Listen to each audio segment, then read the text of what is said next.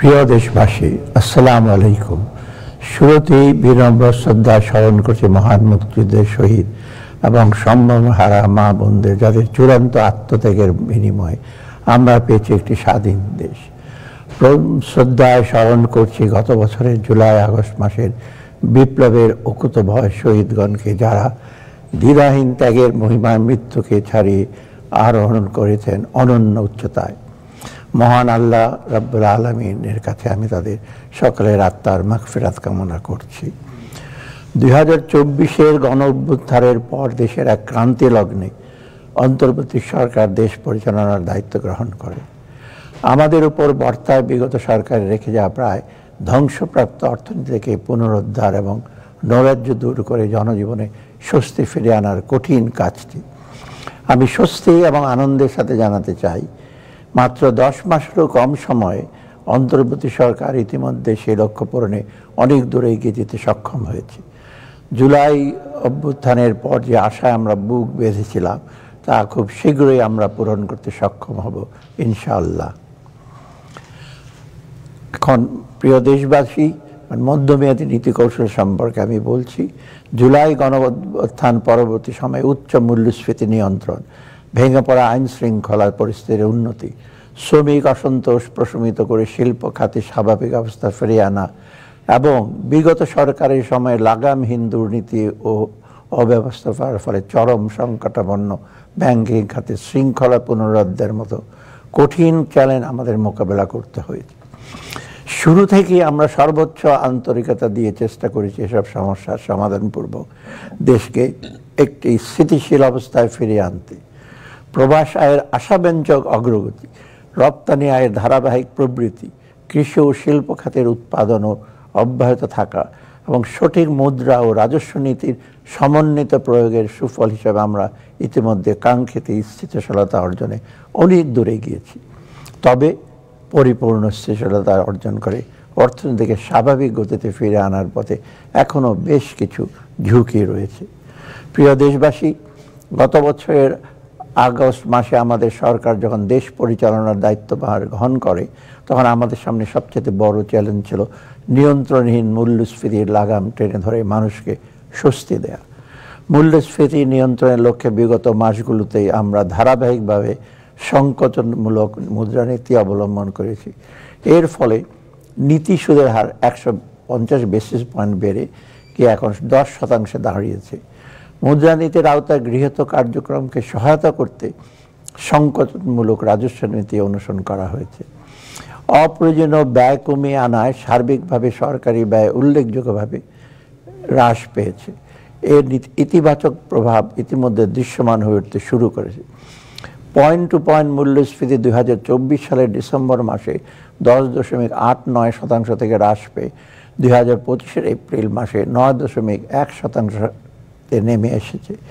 আসার কথা হলো, এবারে রমজান মাসে নিত্য প্রয়োজনীয় পণ্যের বাজার স্মরণকালের মধ্যে সবচেয়ে স্থিতিশীল ছিল। এ ধারা অব্যাহত থাকলে এই জুন মাসেই পয়েন্ট টু পয়েন্ট মূল্যস্ফীতি 8% কোঠায় নেমে আসবে। মূল্যস্ফীতির সাথে এই লড়াইয়ের ফলে আমাদের জিডিপি প্রবৃদ্ধির অন্যান্য বছরের তুলনায় কিছুটা কম হতে পারে। প্রিয় দেশবাসী, মূল্যস্ফীতির নিম্নমুখী ধারা অব্যাহত রাখার ক্ষেত্রে বৈদেশিক মুদ্রার বিপরীতে টাকার বিনিময় হার স্থিতিশীল থাকা একটি জরুরি। তবে নিশ্চিত করতে হলে বৈদেশিক মুদ্রার রিজার্ভ স্থিতিশীল থাকাটা অত্যাবশ্যক। প্রবাস আয়ের প্রবৃদ্ধি আশাব্যঞ্জক হওয়ায় এবং রপ্তানিতে স্থিতিশীল থাকায় বৈদেশিক মুদ্রার রিজার্ভ এপ্রিল মাসে বৃদ্ধি পেয়ে 27.4 বিলিয়ন মার্কিন ডলারে উন্নীত হয়েছে, যা টাকার বিনিময় হার স্থিতিশীল রাখতে গুরুত্বপূর্ণ ভূমিকা পালন করেছে। সে কারণে আমরা বিগত 14 মে তারিখে বাজার ভিত্তিক মুদ্রা বিনিময় হার চালু করেছি। খাদ্য নিরাপত্তা নিশ্চিত করা আমাদের অন্যতম প্রধান অগ্রাধিকার।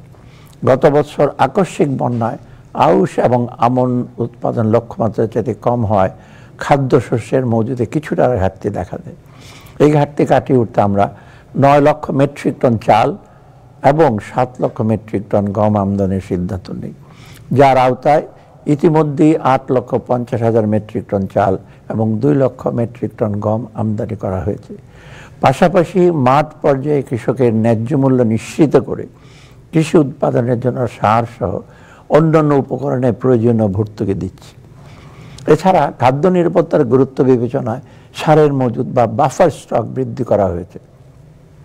প্রিয় দেশবাসী, নাগরিকদের জীবনযাত্রার মান উন্নয়নের পাশাপাশি অর্থনীতিকে সচল রাখতে জ্বালানির পর্যাপ্ত সরবরাহ নিশ্চিত করা এবং একই সাথে তা যথাসম্ভব সাশ্রয়ী রাখা অত্যন্ত গুরুত্বপূর্ণ। বিদ্যমান উচ্চ মূল্যস্ফীতির প্রেক্ষাপটে নীতিগতভাবে আমরা বিদ্যুতের মূল্য আপাতত না বাড়ানোর সিদ্ধান্ত নিয়েছি। বিদ্যুৎ খাতে প্রদত্ত ভর্তুকির পরিমাণ ক্রমান্বয়ে হ্রাস করার লক্ষ্যে বিদ্যুৎ উৎপাদনের সার্বিক ব্যয় 10% কমানোর পরিকল্পনা হাতে নেওয়া হয়েছে। আমরা বিদ্যুৎ ক্রয় চুক্তিগুলো পর্যালোচনা করছি এবং বিদ্যুৎ উৎপাদন ব্যয় কমাতে এনার্জি অডিট করার উদ্যোগ নিয়েছি। এই বছরের মধ্যে আভ্যন্তরীণ উৎস থেকে 648 মিলিয়ন ঘনফুট গ্যাস সরবরাহ করার এবং 2028 সালের মধ্যে স্থানীয় কূপ থেকে অতিরিক্ত 1500 মিলিয়ন ঘনফুট গ্যাস উত্তোলনের পরিকল্পনা গ্রহণ করা হয়েছে। আমদানির তুলনায় রপ্তানিতে অধিক প্রবৃদ্ধি অব্যাহত থাকায় চলতি হিসাবের ভারসাম্যে ক্রমাগত উন্নতি সাধিত হচ্ছে। 2025 সালের মার্চ মাসের শেষে চলতি হিসাবের ঘাটতি হ্রাস পেয়ে দাঁড়িয়েছে 0.66 বিলিয়ন মার্কিন ডলারে। তবে সরকারের কিচ্ছা সাধন নীতি চলমান থাকায় উন্নয়ন প্রকল্পের গতি কিছুটা স্লথ হয়ে পড়েছে এবং এর ফলে প্রকল্পগুলির জন্য প্রতিশ্রুত বৈদেশিক ঋণধারে ধীর গতি দেখা যাচ্ছে। তবে চলতি অর্থ বছরের জুন নাগাদ আমরা বিভিন্ন উন্নয়ন সহযোগিতার নিকট হতে আরও প্রায় 3.6 বিলিয়ন মার্কিন ডলার বাজেট সহায়তা পাবে মর্মে প্রত্যাশা করছি। প্রিয় দেশবাসী, মধ্যমেয়াদী অর্থনীতির গতি পুনরুদ্ধারের লক্ষ্যে কর জিডিপি অনুপাত বৃদ্ধির কোনো বিকল্প নেই। অথচ তুলনীয় অনেক দেশের চাইতে বাংলাদেশের কর জিডিপি অনুপাত উল্লেখযোগ্য পরিমাণে কম। রাজস্ব খাতকে আরও গতিশীল করতে এবং রাজস্ব আহরণের স্বচ্ছতা বৃদ্ধি করতে ইতিমধ্যে আমরা বেশ কিছু উল্লেখযোগ্য পদক্ষেপ গ্রহণ করেছি। অটোমেটেড ব্যবস্থার মাধ্যমে আয়কর রিটার্ন দাখিল সহজ করা হয়েছে, কর আদায় বৃত্তিকে নতুন কর অফিস স্থাপন করা হয়েছে এবং কর আহরণের মধ্য দীর্ঘমেয়াদী রাজস্ব কৌশল তৈরি করা হয়েছে। এছাড়া কর ব্যবস্থাপনাকে আরও কার্যকর এবং কর আদায়ের দক্ষতা বৃদ্ধির লক্ষ্যে রাজস্ব ব্যবস্থাপনাকে রাজস্ব নীতি হতে পৃথক করার লক্ষ্যে অধ্যাদেশ জারি করা হয়েছে। বিগত সরকারের সময়ে আর্থিক খাতে নজিরবিহীন লুটপাট এবং দুর্নীতির ফলে খেলাপি ঋণ উল্লেখযোগ্য পরিমাণে বৃদ্ধি পেলেও তার বারবার পুনঃতফসিলীকরণের মাধ্যমে আর্থিক খাতের প্রকৃত অবস্থা গোপন রাখা হয়েছিল। কিন্তু আমরা আন্তর্জাতিক মানদণ্ড অনুযায়ী লোন লিজ ক্লাসিফিকেশন ও প্রভিশনিং ব্যবস্থা অবলম্বন করেছি। ফলে এই খাতে মোট খেলাপি ঋণের পরিমাণ 2023 সালের জুন মাসের 10.11% থেকে বৃদ্ধি পেয়ে 2024 সালের ডিসেম্বরে মাসের 20.20% উন্নীত হয়েছে। এই খাতের প্রকৃত চিত্র উদ্ঘাটনের লক্ষ্যে অ্যাসেট কোয়ালিটি রিভিউ এর মাধ্যমে আমরা ব্যাংকগুলোর প্রকৃত অবস্থা নিরূপণের কার্যক্রম শুরু করা হয়েছে। প্রিয় দেশবাসী, অর্থনৈতিক স্থিতিশীলতা ফিরিয়ে এনে একটি উন্নত সমাজ বিনির্মাণের উদ্দেশ্যে আমরা যে সকল কার্যক্রম গ্রহণ করেছি তার মূল লক্ষ্য হচ্ছে শূন্য দারিদ্র্য, শূন্য বেকারত্ব এবং শূন্য কার্বন ভিত্তিক সমাজ বিনির্মাণ, যার মাধ্যমে আমূল পরিবর্তন হবে দেশের মানুষের জীবনমানের এবং মুক্তি মিলবে বৈষম্যের দুষ্ট চক্র থেকে। যে স্বপ্নকে ধারণ করে জুলাই অভ্যুত্থানের ভিত রচিত হয়েছিল, সেই স্বপ্ন বাস্তবায়ন করে আগামী প্রজন্মের জন্য আমরা একটি সুন্দর বাসযোগ্য আবাসস্থলকে রেখে দিতে চাই। জনগণের জীবনযাত্রায় নিয়ে আসতে চাই এক সুদূর প্রসারী পরিবর্তনের ঢেউ। আমরা সে লক্ষ্যকে সামনে রেখে এবারের বাজেট সাজাবার চেষ্টা করেছি। আমাদের এবারের বাজেট কিছুটা ব্যতিক্রমধর্মী। দেশের ইতিহাসে প্রথমবারের মতো আমরা বিগত বাজেটের চেয়ে ছোট আকারের বাজেট আগামী অর্থবর্ষের জন্য প্রস্তাব করছি। প্রবৃদ্ধি কেন্দ্রিক ধারণা থেকে সরে এসে আমরা চেষ্টা করেছি সামগ্রিক উন্নয়নের ধারণার জোর দিতে। তাই প্রথাগত ভৌত অবকাঠামোর তৈরির খতিয়ান তুলে ধরার পরিবর্তে আমরা এবারের বাজেটে প্রাধান্য দিয়েছি মানুষকে। মৌলিক অধিকারের নিশ্চয়তা, সুন্দরভাবে বেঁচে থাকার জন্য প্রয়োজনীয় ব্যবস্থা, জীবিকার নিরাপত্তা এবং বৈষম্যহীন পরিবেশ, এই অত্যাবশ্যক উপাদানগুলো ছাড়া যে কোনো রাষ্ট্র অকার্যকর হয়ে পড়ে দুর্বল হয় সমাজের ভিত। এবারের বাজেটে তাই শিক্ষা, স্বাস্থ্য, সুশাসন, নাগরিক সুবিধা, কর্মসংস্থান ইত্যাদি বিষয়ের উপর জোর দেওয়া হয়েছে। জোর দেওয়া হয়েছে পাশাপাশি চতুর্থ বিপ্লব, স্বল্পোন্নত দেশ হতে উত্তরণ এবং জলবায়ু পরিবর্তনের ফলে ক্রমাগত যে সকল সুযোগ সৃষ্টি তার সুবিধা ভোগ এবং যে সকল চ্যালেঞ্জ তৈরি হয়েছে তাকে মোকাবেলা করে টেকসই উন্নয়ন নিশ্চিত করার দিকেও মনোযোগ দেওয়া হয়েছে।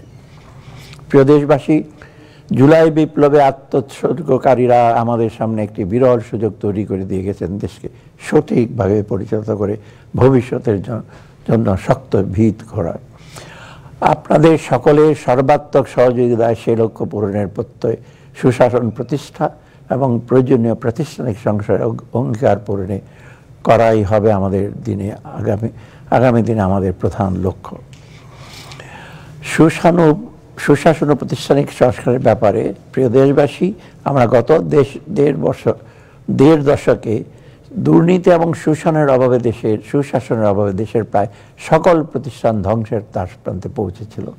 তাই দেশকে পুনরায় সঠিক পথে ফিরিয়ে আনতে সুশাসন প্রতিষ্ঠা এবং প্রাতিষ্ঠানিক সংস্কারে সর্বোচ্চ গুরুত্ব দেওয়া প্রয়োজন। সে লক্ষ্যে আমাদের অন্তর্বর্তী সরকার প্রয়োজনীয় সংস্কারের রূপরেখা তৈরি করেছে এবং বাস্তবায়নের লক্ষ্যে 11টি সংস্কার কমিশন গঠন করেছে।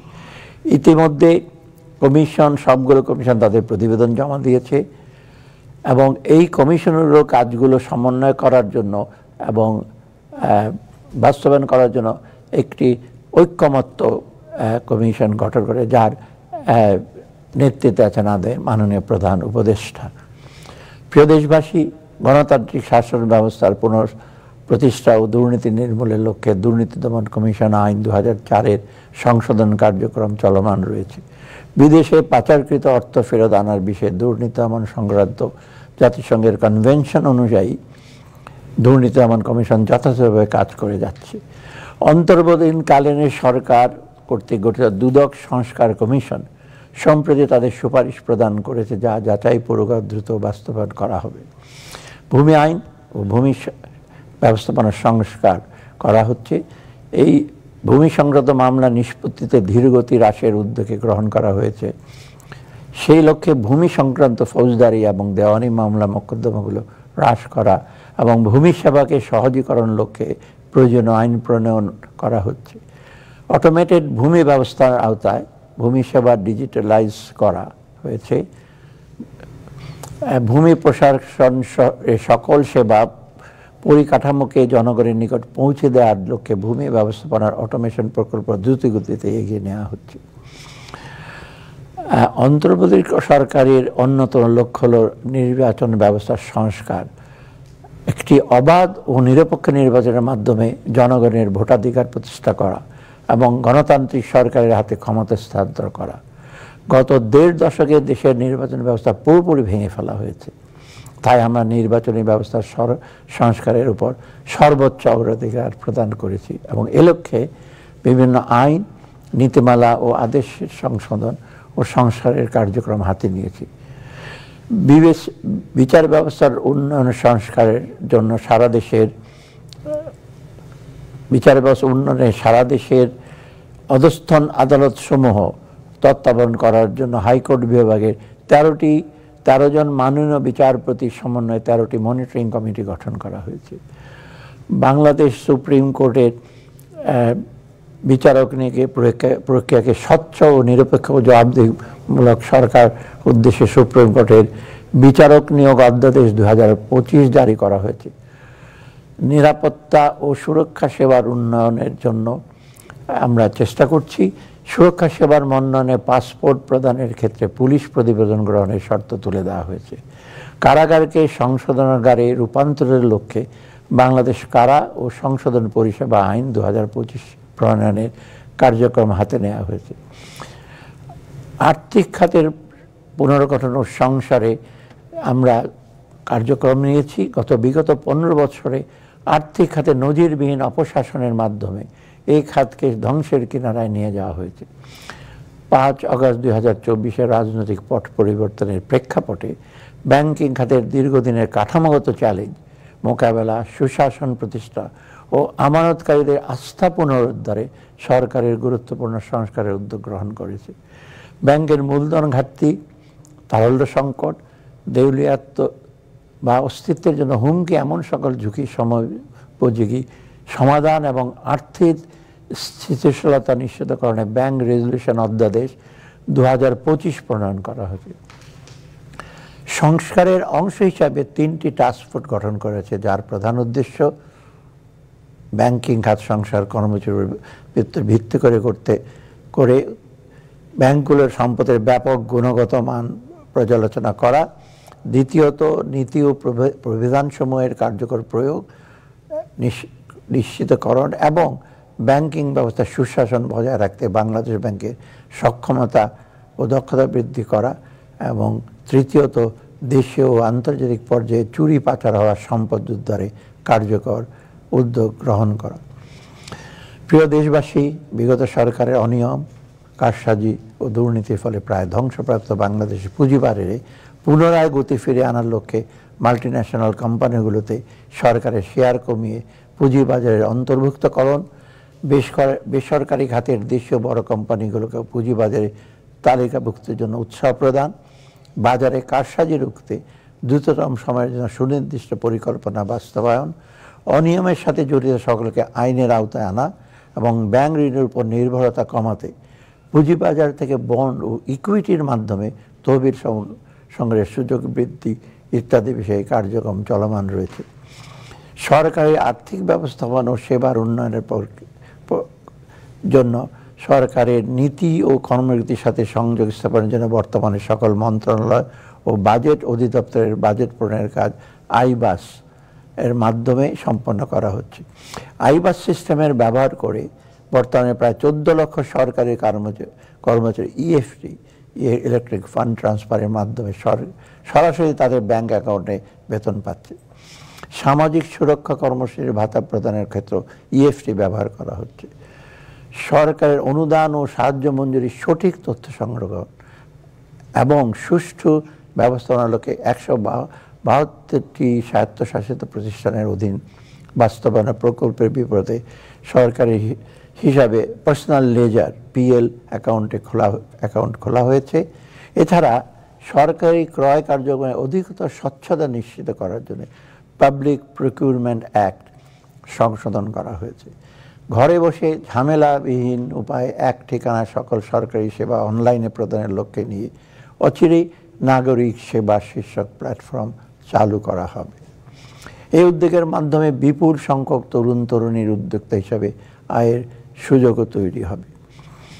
প্রিয় দেশবাসী, বিগত সরকারের রেখে যাওয়া সংকটাপন্ন অর্থনীতিকে স্বাভাবিক অবস্থায় ফিরিয়ে আনার লক্ষ্যে বিভিন্ন গুরুত্বপূর্ণ অর্থনৈতিক বিষয় restrategising the economy and mobilising resources for equitable and sustainable development শীর্ষক টাস্কফোর্স থেকে এবং দুর্নীতি ও অর্থনৈতিক অবস্থার সংক্রান্ত বিষয়ে শ্বেতপত্র কমিটির থেকে ইতিমধ্যে সুপারিশ পাওয়া গেছে। জাতীয় অর্থনৈতিক পরিকল্পনা গ্রহণ ও বাস্তবায়ন এবং পরবর্তী অধ্যায়ে বিবৃত খাতভিত্তিক অগ্রাধিকার নির্ধারণের ক্ষেত্রে এই সকল সুপারিশসমূহ বিবেচনায় নেওয়া হয়েছে। প্রিয় দেশবাসী, আমি এখন 2024-25 অর্থবছরের সম্পূরক বাজেট এবং আগামী 2025-26 অর্থবছরের বাজেট আপনাদের কাছে পেশ করছি। 2024-25 সম্পর্কে বাজেট। প্রিয় দেশবাসী, সার্বিক রাজস্ব আহরণ ও ব্যয়ের অগ্রগতি বিবেচনায় চলতি 2024-25 অর্থবছরের বাজেট সংশোধনও সমন্বয় করতে হয়েছে। প্রস্তাবিত সংসদের রাজস্ব আয় 2024-25 অর্থবছর সম্পূরক বাজেটের রাজস্ব আহরণের লক্ষ্যমাত্রা মূল বাজেটে 23,000 কোটি টাকা হ্রাস করে 5,18,000 কোটি টাকার প্রস্তাব করছি। প্রস্তাবিত সংসদীয় ব্যয় চলতি 2024-25 অর্থবছরের সরকারি ব্যয় 53,000 কোটি টাকা হ্রাস করে 7,44,000 কোটি টাকা নির্ধারণের প্রস্তাব করছি। এর মধ্যে বার্ষিক উন্নয়ন কর্মসূচির আকার 2,65,000 কোটি টাকা হতে 49,000 কোটি টাকা হ্রাস করে 2,16,000 কোটি টাকা নির্ধারণের প্রস্তাব করছি। সংসদীয় বাজেটের ঘাটতি ও অর্থায়ন। চলতি অর্থবছরে বাজেট ঘাটতি প্রাক্কলন করা হয়েছিল 2,56,000 কোটি টাকা। সংশোধিত বাজেটে ঘাটতি প্রস্তাব করা হচ্ছে 2,26,000 কোটি টাকা, যা জিডিপির 4.1%। এখন প্রস্তাবিত বাজেট 2025-26-এর কথা বলছি। প্রিয় দেশবাসী, সম্পদের সুষম বন্টন ও বৈষম্যহীন বাংলাদেশ গড়া এবারের বাজেটের অন্যতম লক্ষ্য। পাশাপাশি রাজস্ব আয় ও সরকারি ব্যয়ের মধ্যে ভারসাম্য রক্ষা করে একটি যৌক্তিক ও বাস্তবায়নযোগ্য বাজেট প্রণয়নই হবে এ বাজেটের একটি অন্যতম উদ্দেশ্য। সেই পরিপ্রেক্ষিতে আমি এখন আগামী 2025-26-এর অর্থ বছরের বাজেট কাঠামোর উপর আলোকপাত করছি। রাজস্ব আহরণ বৃদ্ধির লক্ষ্যে কর অব্যাহতি যৌক্তিকরণ সহ মধ্যমেয়াদী রাজস্ব আহরণের লক্ষ্যমাত্রা অর্জনের বিশেষ জাতীয় রাজস্ব বোর্ডের কার্যক্রম অব্যাহত রয়েছে। জাতীয় রাজস্ব বোর্ডের কার্যক্রমকে আরও শক্তিশালী করতে জনবল বাড়ানো হয়েছে। এছাড়া কর অব্যাহতির সুবিধা ক্রমান্বয়ে কমিয়ে আনা, কর জাল সম্প্রসারণ, বিভিন্ন পণ্য ও পরিষেবার যথাসম্ভব একই হারে ভ্যাট নির্ধারণ করার বিষয়টি সক্রিয় বিবেচনাধীন রয়েছে। প্রস্তাবিত রাজস্ব আয় আগামী 2025-26 অর্থবছরে মোট 5,64,000 কোটি টাকা রাজস্ব আয়ের প্রস্তাব করছি, যা জিডিপির 9%। এর মধ্যে রাজস্ব বোর্ডের মাধ্যমে 4,99,000 কোটি টাকা এবং অন্যান্য উৎস হতে 65,000 কোটি টাকা সংগ্রহ করার প্রস্তাব করছি।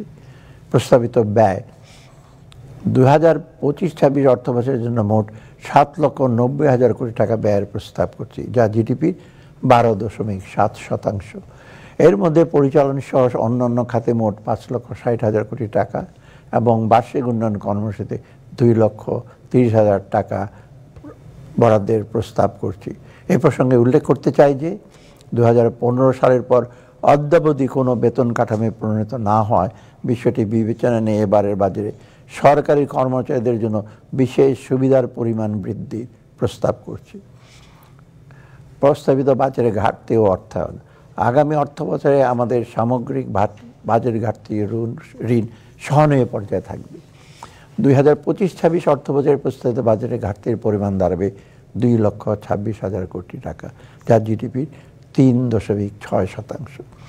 প্রস্তাবিত বাজেটের মোট ঘাটতির মধ্যে 1,25,000 কোটি টাকা অভ্যন্তরীণ উৎস হতে এবং 1,01,000 কোটি টাকা বৈদেশিক উৎস হতে নির্বাহ করার প্রস্তাব করছি। আগামী অর্থ বছরে সুদ পরিশোধ বাবদ মোট ব্যয় ধরা হয়েছে 1,22,000 কোটি টাকা।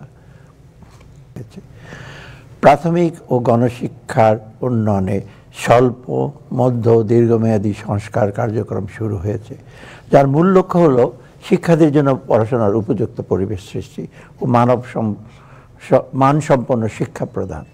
প্রাথমিক শিক্ষার উপযুক্ত পরিবেশ নিশ্চিত করতে চলতি অর্থ বছরে সারা দেশে প্রাথমিক বিদ্যালয়গুলোতে প্রায় 5,946টি শ্রেণীকক্ষ নির্মাণ, 17,164টি ওয়াশ ব্লক নির্মাণ, 4,450টি টিউবওয়েল স্থাপন করা হয়েছে। এছাড়া চলতি শিক্ষাবর্ষে প্রাথমিক থেকে পঞ্চম শ্রেণী পর্যন্ত 9,19,50,492টি বই বিতরণ করা হয়েছে। প্রাথমিক স্তরে শতভাগ শিক্ষার্থীকে ইএফটির মাধ্যমে উপবৃত্তি প্রদান করা হয়েছে। আগামী অর্থ বছরে সরকারি প্রাথমিক বিদ্যালয় ফিডিং কর্মসূচির জন্য 2,164 কোটি টাকা বরাদ্দ রাখার প্রস্তাব করছি। প্রাথমিক ও গণশিক্ষার গুরুত্ব বিবেচনায় আগামী 2025-26 অর্থ বছরে এই খাতে 25,403 কোটি টাকা বরাদ্দের প্রস্তাব করছি। মাধ্যমিক ও উচ্চশিক্ষা ব্যবস্থাকে যুগোপযোগী আধুনিক ও বিশ্বমানের উন্নতিকরণের লক্ষ্যে সকল বেসরকারি বিশ্ববিদ্যালয়গুলোতে আন্তর্জাতিক মানের আউটকাম বেজ এডুকেশন OBE পদ্ধতিতে কারিকুলাম হালনাগাদ করা হয়েছে। মাধ্যমিক ও উচ্চশিক্ষা বিভাগের আওতায় 62টি প্রকল্পের মাধ্যমে 1,957 কোটি টাকা ব্যয়ে শিক্ষা অবকাঠামো উন্নয়ন সহ বিভিন্ন কার্যক্রম বাস্তবায়ন করা হচ্ছে। এছাড়া চলতি অর্থ বছরের মাধ্যমিক পর্যায়ে 51 লক্ষ, উচ্চ মাধ্যমিক পর্যায়ে 8 লক্ষ এবং স্নাতক পর্যায়ে 1,65,000 অসচ্ছল মেধাবী শিক্ষার্থীকে উপবৃত্তি প্রদানের ব্যবস্থা করা হয়েছে। মাধ্যমিক ও উচ্চ মাধ্যমিক পর্যায়ে সংশোধিত পাঠ্যপুস্তক শিক্ষার্থীদের মাঝে সরবরাহ লক্ষ্যে 1,626 কোটি টাকা বরাদ্দ রাখার প্রস্তাব করছি। এমপিওভুক্ত শিক্ষকদের বোনাস বৃদ্ধি এবং গ্র্যাচুইটি প্রদান সহ সকল স্তরের শিক্ষকদের মানব সম্পদ উন্নয়নের জন্য প্রয়োজনীয় কার্যক্রম গ্রহণ করা হচ্ছে। 2025-26 অর্থ বছরের মাধ্যমিক ও উচ্চশিক্ষায় মোট 47,563 কোটি টাকা বরাদ্দের প্রস্তাব করছি। 2024-25 অর্থ বছরের বাজেটে এই খাতে বরাদ্দ ছিল 44,108 কোটি টাকা। কারিগরি ও মাদ্রাসা শিক্ষা, বর্তমানে কারিগরি শিক্ষায় এনরোলমেন্টের হার 19%। 2025 সালের মধ্যে এটাকে 20% উন্নত করতে প্রতিটি বিভাগীয় পর্যায়ে মহিলা পলিটেকনিক ও ইঞ্জিনিয়ারিং কলেজ, জেলা পর্যায়ে পলিটেকনিক এবং উপজেলা পর্যায়ে টেকনিক্যাল স্কুল প্রতিষ্ঠা করা হচ্ছে। মাদ্রাসা শিক্ষার উন্নয়নে 1,135টি মাদ্রাসা ভবন নির্মাণ সম্পন্ন হয়েছে এবং 513টি বহুতল ভবনের কাজ চলমান রয়েছে। 493টি মাদ্রাসায় মাল্টিমিডিয়া ক্লাসরুম স্থাপন করা হয়েছে। এছাড়া ইবতেদায়ী পর্যায়ে বৃত্তি প্রদান এবং মাদ্রাসাসমূহ এমপিওভুক্ত বাবদ 728 কোটি টাকা বরাদ্দ রাখার প্রস্তাব করছি। কারিগরি ও মাদ্রাসা শিক্ষা বিভাগের জন্য 2025 অর্থ বছরে 12,678 কোটি টাকা বরাদ্দের প্রস্তাব করছি। 2024-25 এই অর্থ বছরে বাজেটে খাতের বরাদ্দ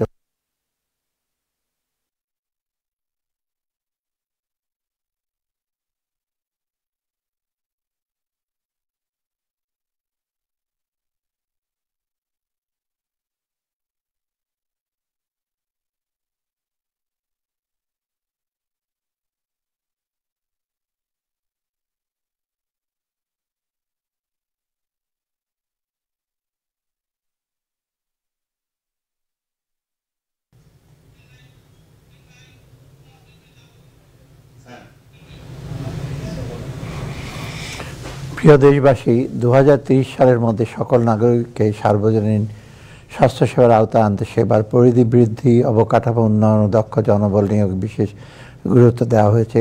স্বাস্থ্য খাতে শূন্য পদ পূরণে চিকিৎসক, সেবিকা, টেকনিশিয়ান, ফার্মাসিস্ট ও স্বাস্থ্য সহকারীদের নিয়োগ ত্বরান্বিত করা হয়েছে এবং প্রয়োজনীয় পদ সৃষ্টি সমন্বিত পরিকল্পনা গ্রহণ করা হয়েছে।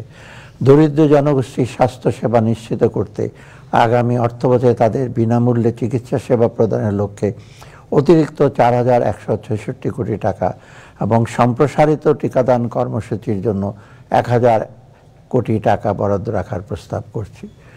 উন্নত দেশসমূহের চাহিদা অনুযায়ী কেয়ার গিভার খাতে দক্ষ মানব সম্পদ তৈরি করা সম্ভব হলে একদিকে বৈদেশিক কর্মসংস্থানের সুযোগ প্রসারিত হবে এবং একই সাথে প্রবাস আয় অর্জনের নতুন দ্বার উন্মোচিত হবে। এ লক্ষ্যে কেয়ার গিভারদের জন্য প্রয়োজনীয় প্রশিক্ষণ প্রদানের উদ্যোগ নেওয়া হয়েছে। পাশাপাশি নার্সিং শিক্ষায় পিএইচডি কোর্স চালু এবং আন্তর্জাতিক মানের প্রশিক্ষণ প্রদানের জন্য একটি নার্স শিক্ষক প্রশিক্ষণ কেন্দ্র প্রতিষ্ঠার বিষয় বিবেচনায় রয়েছে। জাতীয় উন্নয়নে স্বাস্থ্য খাতের গুরুত্ব বিবেচনায় 2025-26 অর্থবছরের স্বাস্থ্য ও পরিবার কল্যাণ মন্ত্রণালয়ের জন্য 41,908 কোটি টাকা বরাদ্দের প্রস্তাব করছি। 2024-25 অর্থ বছরের বাজেটে এই বাবদ বরাদ্দ ছিল 41,407 কোটি টাকা। কর্মসংস্থান ও দক্ষতা উন্নয়নে তরুণ উদ্যোক্তা এবং যুব সমাজের জন্য আত্মকর্মসংস্থান সৃষ্টি করা এবং যুব সমাজের অমিত শক্তি ও সম্ভাবনাকে কাজে লাগিয়ে দক্ষ যুবশক্তি গড়ে তোলা এবং তাদের আত্মকর্মসংস্থান সৃষ্টির লক্ষ্যে আমরা কাজ করছি। এসব দেশ বদলায়, পৃথিবী বদলায় প্রতিপাদ্যকে ঘিরে বিপুল উৎসাহ উদ্দীপনা নিয়ে তারুণ্যের উৎসব 2025 উদযাপন করা হয়েছে। কর্মসংস্থান সৃষ্টির লক্ষ্যে সারা দেশে সফল যুব উদ্যোক্তাদের জন্য ঋণের সিলিং বৃদ্ধি করে 5 লক্ষ টাকায় উন্নীত করা হয়েছে। এছাড়া তরুণ উদ্যোক্তা সৃষ্টির লক্ষ্যে 100 কোটি টাকার একটি বিশেষ তহবিল গঠন করার প্রস্তাব করছি। তরুণ উদ্যোক্তাদের জন্য এমন তহবিল এবারই প্রথম। জুলাই গণঅভ্যুত্থানের আহত ও শহীদ পরিবারের সদস্যদের জন্য আত্মকর্মসংস্থান সৃষ্টির প্রকল্প গ্রহণ করা হয়েছে। তরুণ যুবাদের দেশের উন্নয়নে আরও গভীরভাবে সম্পৃক্ত করার লক্ষ্যে আগামী অর্থ বছরে তারুণ্যের উৎসব উদযাপনের জন্য 100 কোটি টাকা বরাদ্দ রাখার প্রস্তাব করছি। দক্ষতা উন্নয়নে দেশের তরুণ জনশক্তিকে আভ্যন্তরীণ ও বৈশ্বিক শ্রম অনুযায়ী চাহিদা অনুযায়ী যুগোপযোগী করে তোলার জন্য কারিগরি প্রশিক্ষণ কারিকুলাম তৈরি করে বিশ্বমানের কারিগরি প্রশিক্ষণ সনদপত্র প্রদানের ব্যবস্থা গ্রহণ করা হয়েছে। পাশাপাশি চাহিদা নিরূপণ, চাহিদা অনুযায়ী কারিকুলাম প্রণয়ন এবং কারিকুলাম অনুযায়ী শিক্ষা প্রশিক্ষণ করে জব প্লেসমেন্ট নিশ্চিত করার লক্ষ্যে শিল্প প্রতিষ্ঠান, প্রশিক্ষণ প্রতিষ্ঠান ও একাডেমিয়ার মধ্যে যোগসূত্র স্থাপনের কার্যক্রম চলমান। বৈদেশিক কর্মসংস্থান। প্রিয় দেশবাসী, বিদেশগামী কর্মীদের বহির্গমনের প্রক্রিয়াকরণের সকল কাজ ডিজিটাল পদ্ধতিতে সম্পন্ন করার উদ্যোগ গ্রহণ করা হয়েছে। ইতিমধ্যে 6টি জেলায় বহির্গমন ছাড়পত্র প্রদানের ব্যবস্থা করা হয়েছে এবং পর্যায়ক্রমে সকল জেলা পর্যায়ে সুবিধা বিস্তৃত করা হবে। শ্রমিকদের কল্যাণ ও নিরাপত্তা বিধানে বিদ্যমান উচ্চ মূল্যস্ফীতি বিবেচনা ডিসেম্বর 2024 থেকে বাৎসরিক মজুরি বৃদ্ধির হার শতকরা 5 ভাগ থেকে বৃদ্ধি করে শতকরা 9 ভাগে উন্নীত করা হয়েছে। Tannery, soap and cosmetics, cold storage, দর্জি কারখানার নিম্নতম মজুরি ঘোষণা করা হয়েছে। আগামী 3 বছরে আরও 15টি শিল্প সেক্টরের নিম্নতম মজুরি পুনর্নির্ধারণ করা হবে। কৃষি খাদ্য নিরাপত্তা। কৃষি ফলন বৃদ্ধির লক্ষ্যে প্রতিকূল পরিবেশ সহিষ্ণু জাত ও উন্নততর চাষাবাদ প্রযুক্তি উদ্ভাবন, সুলভ মূল্যে কৃষি উপকরণ সরবরাহ, সেচ এলাকা সম্প্রসারণ, বিপণন ব্যবস্থার উন্নয়ন, কৃষি যান্ত্রিকীকরণ ইত্যাদি ক্ষেত্রে কার্যক্রম চলমান রয়েছে। বন্যায় ক্ষতিগ্রস্ত ক্ষুদ্র ও প্রান্তিক কৃষকদের সহায়তা প্রদান করা হয়েছে। বিভিন্ন দেশ হতে সার আমদানি এবং দেশে ইউরিয়া সার উৎপাদনের বাবদ প্রয়োজনীয় ভর্তুকি প্রদান করা হচ্ছে। প্রিয় দেশবাসী, উৎপাদিত কৃষি পণ্যের অপচয় রোধ করা সহ সার্বিক কৃষি উৎপাদন ব্যবস্থা শক্তিশালী করার লক্ষ্যে প্যাকেজিং সহ হিমাগার ও কোল্ড চেইন কাঠামো শক্তিশালীকরণ, কৃষি পণ্য পরিবহন ব্যবস্থার উন্নয়ন, কৃষি পণ্যের সাপ্লাই চেনের সকল অংশীদারের একটি পূর্ণাঙ্গ ডাটাবেস তৈরি করা, বিশেষায়িত কৃষি প্রক্রিয়াজাতকরণ অঞ্চল প্রতিষ্ঠা করা ইত্যাদি কার্যক্রম জোরদার করা হয়েছে। খাদ্য নিরাপত্তা। দারিদ্র্য বিমোচন এবং নিম্ন আয়ের জনগোষ্ঠীর খাদ্য নিরাপত্তা নিশ্চিত করার লক্ষ্যে ওএমএস এবং খাদ্য বান্ধব কর্মসূচি চলমান রয়েছে। বর্তমানে 1901টি কেন্দ্রের মাধ্যমে সারা দেশে ওএমএস কার্যক্রম পরিচালিত হচ্ছে। তালিকাভুক্ত চা বাগানের শ্রমিকদের মাঝে প্রতি কেজি 19 টাকা দরে গম বিতরণ করা হচ্ছে। এছাড়া ভালনারেবল উইমেন বেনিফিট কর্মসূচির আওতায় 10,40,000 দুস্থ মহিলাকে মাসে 30 কেজি হারে চাল প্রদান করা হচ্ছে। প্রিয় দেশবাসী, আগামী অর্থবছরে খাদ্য গুদামের ধারণ ক্ষমতা 37 লক্ষ মেট্রিক টনে উন্নতিকরণ এবং খাদ্যশস্য ব্যবস্থাপনার প্রাতিষ্ঠানিক সক্ষমতা বৃদ্ধির জন্য কর্মপরিকল্পনা গ্রহণ করা হয়েছে। মৎস্য ও প্রাণী সম্পদ। দেশবাসী, দেশের ক্রমবর্ধমান নিরাপদ প্রাণীজ আমিষের চাহিদা পূরণের ক্ষেত্রে মৎস্য এবং গবাদি পশু হাঁস মুরগির টেকসই জাত উন্নয়নে এবং রোগ নিয়ন্ত্রণের মাধ্যমে কাঙ্ক্ষিত উৎপাদনের লক্ষ্যে কর্মপরিকল্পনা গ্রহণ করা হয়েছে। জাতিসংঘ খাদ্য কৃষি সংস্থার the state of the world fisheries aquaculture 2024-এর প্রতিবেদন অনুযায়ী আভ্যন্তরিক মুক্ত জলাশয়ে মাছ উৎপাদনে বাংলাদেশ দ্বিতীয় এবং বদ্ধ জলাশয়ে চাষকৃত মাছ উৎপাদনে 5ম স্থানে রয়েছে। মিঠা পানির মাছ উৎপাদন বৃদ্ধির লক্ষ্যে প্রতি বছর 29 মে হতে 28 জুন পর্যন্ত হাওড় এলাকার সকল ধরনের মাছ ধরা বন্ধ রাখার জন্য সরকারি নির্দেশনা জারি করা হয়েছে। সামুদ্রিক জলসীমায় 15 এপ্রিল হতে 11 জুন পর্যন্ত সকল প্রকার মৎস্য আহরণ নিষিদ্ধ করা হয়েছে।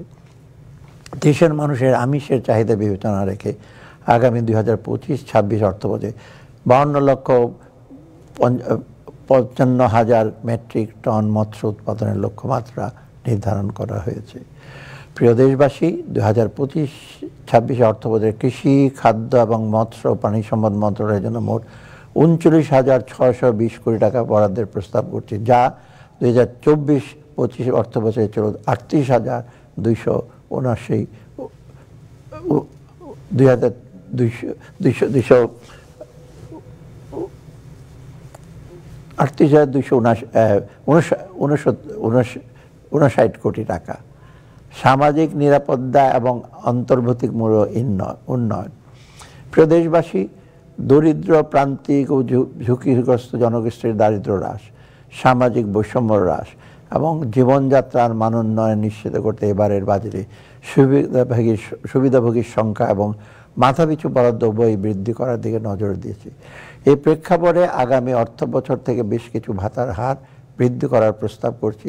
এর মধ্যে কয়েকটি উল্লেখযোগ্য হলো বয়স্ক ভাতার মাসিক হার 600 টাকা হতে 650 টাকায়, বিধবা ও স্বামীদের নিগৃহীতা মহিলাদের মাসিক ভাতা 550 থেকে 650 টাকায়, প্রতিবন্ধীদের মাসিক ভাতা 850 থেকে 900 টাকায় এবং মা ও শিশু সহায়তা কর্মসূচির আওতায় প্রদত্ত মাসিক ভাতার হার 800 টাকা থেকে 850 টাকা বৃদ্ধি। এছাড়া অনগ্রসর জনগোষ্ঠীর জন্য মাসিক ভাতার হার 650 কোটি টাকা উন্নীত করার প্রস্তাব করছি। প্রিয় দেশবাসী, মূল্যস্ফীতির কষাঘাত থেকে প্রান্তিক জনগোষ্ঠীকে সুরক্ষা দিকে জানুয়ারি 2025 হতে ট্রেডিং কর্পোরেশন অফ বাংলাদেশের মাধ্যমে স্মার্ট ফ্যামিলি কার্ডের ভিত্তিতে 57 লক্ষ পরিবারকে মসুর ডাল, সয়াবিন তেল ইত্যাদি নিত্য প্রয়োজনীয় পণ্য সরবরাহ করা হচ্ছে। এছাড়া আমি খাদ্য বান্ধব কর্মসূচির মেয়াদ আগামী অর্থ বছরে 6 মাসে উন্নীত করার প্রস্তাব করছি। একই সাথে বর্তমানে সহায়তাপ্রাপ্ত 50 লক্ষ পরিবারের অতিরিক্ত আরও 5 লক্ষ পরিবারকে এর আওতাভুক্ত করার প্রস্তাব করছি। প্রিয় দেশবাসী, জুলাই গণ অভ্যুত্থানের ইতিহাস ও স্মৃতি সংরক্ষণের গণ অভ্যুত্থানের শহীদদের পরিবার এবং আহত ছাত্র জনতার পুনর্বাসন সহ গণ অভ্যুত্থানের আদর্শ ও চেতনাকে রাষ্ট্রীয় ও জাতীয় জীবনে সুপ্রতিষ্ঠিত করার উদ্দেশ্যে ইতিমধ্যে জুলাই গণ অভ্যুত্থান অধিদপ্তর প্রতিষ্ঠা করা হয়েছে এবং গণভবনকে জুলাই গণ অভ্যুত্থান স্মৃতি জাদুঘর হিসাবে প্রতিষ্ঠার কার্যক্রম চলমান রয়েছে। শীঘ্রই জুলাই গণ অভ্যুত্থানের শহীদদের পরিবার এবং আহতদের জন্য ভাতা প্রদানের লক্ষ্যে নীতিমালা প্রণয়ন করা হবে। এছাড়াও তাদের চিকিৎসা ও পুনর্বাসনের জন্য প্রয়োজনীয় কার্যক্রম গ্রহণ করা আছে। আগামী 2025-26 অর্থবছরে জুলাই গণ অভ্যুত্থানের শহীদদের পরিবার এবং আহতদের জন্য 425 কোটি 20 লক্ষ টাকা বরাদ্দ রাখার প্রস্তাব করছি। সামাজিক নিরাপত্তা খাতের ব্যাপ্তি এবং গুরুত্ব বিবেচনা আগামী 2025-26 অর্থবছরে 1,26,731 কোটি টাকা বরাদ্দ রাখার প্রস্তাব করছে। এক্ষেত্রে পেনশন ব্যতীত সামাজিক নিরাপত্তা বিস্তৃতির জন্য 2025-26 অর্থবছরের বরাদ্দের পরিমাণ দাঁড়াবে 91,297 কোটি টাকা। বিনিয়োগ, শিল্প ও বাণিজ্য। প্রিয় দেশবাসী, দেশে বেসরকারি বিনিয়োগ বৃদ্ধি করতে হলে উপযুক্ত পরিবেশ সৃষ্টি করা, তাই বিনিয়োগের পথে বিদ্যমান অন্তরায়গুলো চিহ্নিত করে তার দ্রুত সময় দূর করার বিষয়ে আমরা সর্বোচ্চ চেষ্টা করছি। বিনিয়োগকারীদের দ্রুত ও সহজ সেবা প্রদানের লক্ষ্যে ওয়ান স্টপ সার্ভিস পোর্টাল হতে বর্তমানে 43টি সংস্থার 134টি সেবা প্রদান করা হয়েছে। এছাড়া ব্যবসা বা পরিবেশ উন্নয়ন একটি সিঙ্গেল প্ল্যাটফর্মে আবেদন ও প্রক্রিয়াকরণ ও সেবা প্রদানের উদ্দেশ্যে জাতীয় রাজস্ব বোর্ডের আওতায় বাংলাদেশ সিঙ্গেল উইন্ডো BSW খোলা হয়েছে। বিদেশি বিনিয়োগ বৃদ্ধির জন্য বিনিয়োগকারীদের জন্য একটি পাইপলাইন তৈরি করা হচ্ছে। এর মাধ্যমে বিনিয়োগের প্রতিশ্রুতিকে ট্র্যাকিংয়ের মাধ্যমে প্রকৃত বিনিয়োগে রূপান্তর করা হবে। এছাড়া দেশের সম্ভাবনাময় ক্ষেত্রসমূহে সরকারি বেসরকারি অংশীদারত্বের মাধ্যমে বিনিয়োগ প্রকল্প বাস্তবায়নে উৎসাহিত করার দিকেও আমরা বিশেষ নজর দিচ্ছি। এ লক্ষ্যে পাবলিক প্রাইভেট পার্টনারশিপের তহবিল হিসাবে আগামী অর্থ বৎসরে 5,040 কোটি টাকা বরাদ্দ রাখার প্রস্তাব করছি। প্রিয় দেশবাসী, সরকারি বিনিয়োগের ক্ষেত্রে কম গুরুত্বপূর্ণ ও রাজনৈতিক বিবেচনায় গৃহীত বেশ কিছু প্রকল্প বাদ দেওয়া হয়েছে। বিনিয়োগ প্রকল্প গ্রহণের ফলে গ্রিন হাউস গ্যাস নিঃসরণ হ্রাস বৃদ্ধি, অর্থাৎ পরিবেশ ও প্রতিবেশের উপর প্রভাব নিরূপণে এবং জলবায়ু পরিবর্তনের কারণে সৃষ্ট দুর্যোগের প্রভাব মোকাবিলায় বিবেচ্য প্রকল্প কতটুকু সহনশীল তা প্রকল্প প্রক্রিয়াকরণের সময় যাচাই ও মূল্যায়ন করা হচ্ছে। প্রিয় দেশবাসী, আমরা সিদ্ধান্ত নিয়েছি 2026 সালের নভেম্বর মাসে স্বাভাবিক নিয়মে স্বল্পোন্নত দেশের তালিকাতে আনুষ্ঠানিক উত্তরণ পরবর্তী সময়ে চ্যালেঞ্জসমূহ মোকাবেলায় ভবিষ্যতের কর্ম পরিকল্পনা সমূহ চিহ্নিত করে ইতিমধ্যে স্মুথ ট্রানজিশন স্ট্র্যাটেজি STS প্রণয়ন করা হয়েছে। বাণিজ্যিক খাতের প্রতিযোগিতা সক্ষমতা বৃদ্ধির লক্ষ্যে লজিস্টিক্স খাতের উন্নয়ন সহ স্বল্প ও দীর্ঘমেয়াদী পরিকল্পনা গ্রহণ করা হচ্ছে। এবং বাণিজ্য সম্ভাবনাময় বিভিন্ন দেশ ও আঞ্চলিক অর্থনৈতিক জোটের সাথে বাণিজ্য চুক্তি স্বাক্ষর সহ বিভিন্ন পদক্ষেপ বাস্তবায়নের কাজ চলমান রয়েছে।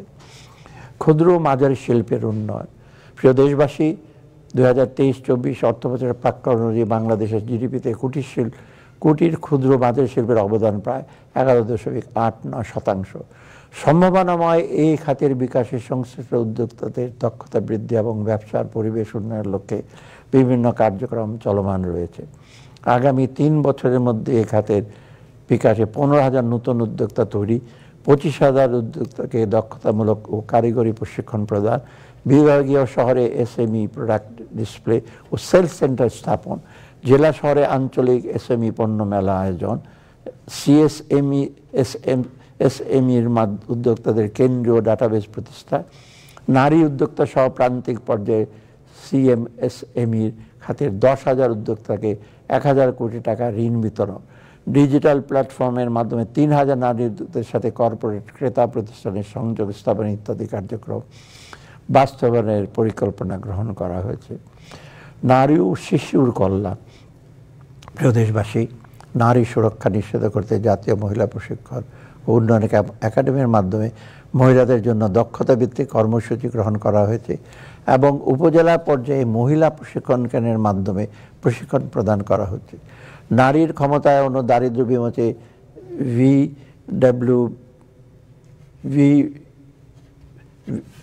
ভিডব্লিউইবি কর্মসূচির আওতায় ভালনারেবল উইমেন ডেভেলপমেন্ট কর্মসূচির আওতায় নির্বাচিত 20,000 নারীকে প্রশিক্ষণ প্রদান করা হয়েছে। নারী উদ্যোক্তাদের জন্য ব্যবসার পরিবেশ অধিকতর উন্নত করে তাদেরকে অর্থনৈতিক ক্ষমতায়ন সুদৃঢ় করার লক্ষ্যে আগামী অর্থ বছরে 125 কোটি টাকার তহবিল বরাদ্দের প্রস্তাব করছি। প্রিয় দেশবাসী, কর্মজীবী নারীর পাশাপাশি অনেক নারী হোম মেকার হিসেবে তাদের শ্রম এবং সময় উৎসর্গ করছেন, কিন্তু তাদের এই গুরুত্বপূর্ণ ভূমিকাকে প্রায়শই যথাভাবে মূল্যায়ন করা হয় না। আমি সরকার এবং আপামর জনসাধারণের পক্ষ থেকে তাদের প্রতি গভীর শ্রদ্ধা এবং কৃতজ্ঞতা জ্ঞাপন করছি। ভবিষ্যতে তাদের অবদান আর্থিক মানদণ্ডের ভিত্তিতে জিডিপিতে যোগ করার লক্ষ্যে প্রয়োজনীয় পদ্ধতিগত পদক্ষেপ নেওয়া হবে। জুলাই বিপ্লবে শিশু শহীদদের 84টি পরিবারকে আর্থিক সহায়তা প্রদান করা হয়েছে এবং এই বিপ্লবে আহত শিশুদের মূল ধারায় ফিরিয়ে আনতে প্রচেষ্টা অব্যাহত রয়েছে। স্থানীয় সরকার। প্রিয় দেশবাসী, যাতায়াত ও পরিবহন ব্যবস্থার উন্নয়ন, জন্ম ও মৃত্যু নিবন্ধন, প্রাথমিক স্বাস্থ্যসেবা প্রদান, পরিবেশ উন্নয়ন, সুপেয় পানির ব্যবস্থা করা ইত্যাদি গুরুত্বপূর্ণ ক্ষেত্রে স্থানীয় সরকারের ব্যবস্থার আওতায় জনগণকে সেবা প্রদান করা হচ্ছে। আধুনিক নগর ব্যবস্থা গড়ে তোলার জন্য বিভিন্ন শহরে সড়ক অবকাঠামো উন্নয়ন, নিরাপদ পানি সরবরাহ, ড্রেনেজ ব্যবস্থা উন্নয়ন, আধুনিক পয় নিষ্কাশন ও প্রাথমিক বর্জ্য ব্যবস্থাপনা নিশ্চিত করতে বিভিন্ন স্বল্প ও দীর্ঘমেয়াদী কর্মসূচি গ্রহণ করা হচ্ছে। প্রিয় দেশবাসী, সমগ্র দেশের গ্রামাঞ্চলে নিরাপদ পানির উৎস নির্মাণ, পাইপলাইনের মাধ্যমে পানি সরবরাহ, পানি শোধনাগার স্থাপন, সমগ্র দেশে কমিউনিটি স্যানিটারি ল্যাট্রিন নির্মাণ, রক্ষণাবেক্ষণ, ভূগর্ভস্থ পানির ব্যবহার কমিয়ে আনা এবং ভূপৃষ্ঠস্থ পানির ব্যবহার বৃদ্ধি এবং প্রতিটি বাড়িকে স্বাস্থ্যসম্মত পয়ঃনিষ্কাশন ব্যবস্থার আওতায় আনার কর্মপরিকল্পনা গ্রহণ করা হচ্ছে। বিদ্যুৎ ও জ্বালানি। প্রিয় দেশবাসী, বিদ্যুৎ খাতে স্বচ্ছতা ও জবাবদিহিতা নিশ্চিত করার লক্ষ্যে বিদ্যুৎ ও জ্বালানির দ্রুত সরবরাহ বৃদ্ধি বিশেষ বিধান আইন 2010 বাতিল করা হয়েছে। এই আইনের আওতায় ইতিপূর্বে সম্পাদিত চুক্তিসমূহ পর্যালোচনার নিমিত্ত একটি জাতীয় কমিটি গঠন করা হয়েছে। রূপপুরে 2,400 মেগাওয়াট পারমাণবিক বিদ্যুৎ কেন্দ্র স্থাপনের কাজ দ্রুত এগিয়ে চলছে। নবায়নযোগ্য জ্বালানি নীতিমালা 2008 যুগোপযোগী করে নতুন একটি নীতিমালা প্রণয়নের কার্যক্রম চূড়ান্ত পর্যায়ে রয়েছে। আগামী 2040 সালের মধ্যে দেশের মোট বিদ্যুৎ উৎপাদনের শতকরা 30% নবায়নযোগ্য উৎস থেকে উৎপাদনের সিদ্ধান্ত নেওয়া হয়েছে। এছাড়া integrated power sector master plan তৈরি করা হয়েছে এবং এর আওতায় আগামী 2028 সালের মধ্যে 3,400 মেগাওয়াট বিদ্যুৎ পরিচ্ছন্ন উৎস থেকে উৎপাদনের লক্ষ্যমাত্রা নির্ধারণ করা হয়েছে। প্রিয় দেশবাসী, জ্বালানি নিরাপত্তা নিশ্চিত করতে সরকার নিজস্ব উদ্যোগে তেল গ্যাস অনুসন্ধান ও উৎপাদন বৃদ্ধি উদ্যোগ গ্রহণ করেছে। এ লক্ষ্যে 2025-26 হতে 2027-28 পর্যন্ত সময়ে বাপেক্স কর্তৃক প্রয়োজনীয় জরিপ কাজ সম্পন্ন করার পরিকল্পনা হাতে নেওয়া হয়েছে। এছাড়া মধ্যমেয়াদে বাপেক্সের নিজস্ব রিগ দ্বারা ৬৯টি কূপ খনন এবং ৩১টি কূপের ওয়ার্কওভার সম্পন্নের কাজ পরিকল্পনা গ্রহণ করা হয়েছে। পরিশোধিত তেলের চাহিদা মেটাতে প্রতি বছর ৩ মিলিয়ন মেট্রিক টন অশোধিত তেল শোধন ক্ষমতা সম্বন্ধ ইস্টার্ন রিফাইনারি লিমিটেড ইউনিট ২ স্থাপনের প্রকল্প গ্রহণের কার্যক্রম হাতে নেওয়া হয়েছে। সড়ক ও রেল পরিবহন। প্রিয় দেশবাসী, আমাদের সরকার টেকসই, নিরাপদ, ব্যয় সাশ্রয়ী ও পরিবেশ বান্ধব সড়ক নেটওয়ার্ক নির্মাণের প্রতিশ্রুতি হিসাবে বিদ্যমান রোড মাস্টার প্ল্যান ২০০৯-এর হালনাগাদকরণের উদ্যোগ গ্রহণ করেছে। বৈদ্যুতিক 3 হুইলার ব্যবস্থাপনায় শৃঙ্খলা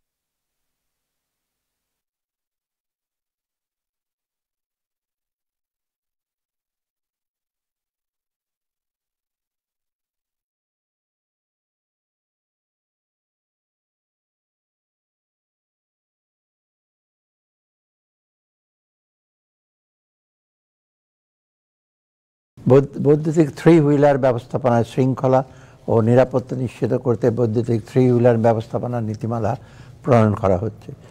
নিরাপদ, আরামদায়ক এবং সাশ্রয়ী হিসাবে রেল পরিবহন বিশ্বব্যাপী অত্যন্ত জনপ্রিয়। তবে বাংলাদেশে এই খাতে উল্লেখযোগ্য অগ্রগতি এখনও অর্জন করা সম্ভব হয়নি। আমরা এই অবস্থার আমূল পরিবর্তন ঘটাতে চাই।